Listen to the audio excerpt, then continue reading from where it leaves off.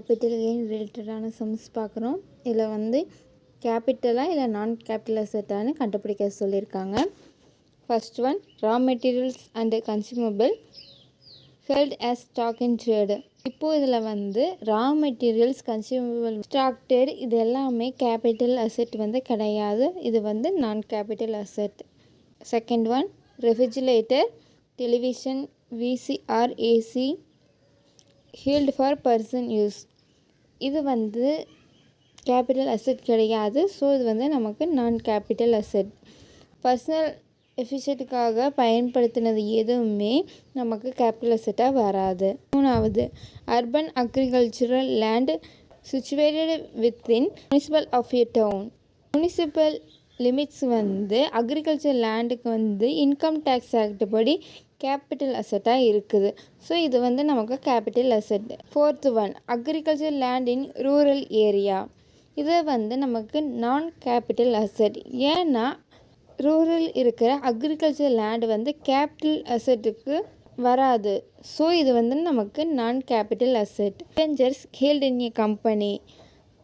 இது வந்து நமக்கு கேபிட்டல் அசெட். ஏன்னா டிபெஞ்சர்ஸுங்கிறது வந்து இன்வெஸ்ட்மெண்ட் அசெட். ஸோ இது வந்து நம்ம கேபிட்டல் அசெட். இப்போ ஆன்சர் பார்க்கலாம். ஹெட்டிங் கொடுத்தாச்சு, பர்டிகுலர் கிளாசிஃபிகேஷன். செகண்ட் சம் அதே மாதிரி தான், கேபிட்டல் இல்லைன்னா நான் கேபிட்டலானு கண்டுபிடிக்க சொல்லியிருக்காங்க. பேட்டர்ன்ஸ் செல்ஃப் ஜென்ரேட்டடு, அது வந்து நமக்கு கேபிட்டல் அசெட்.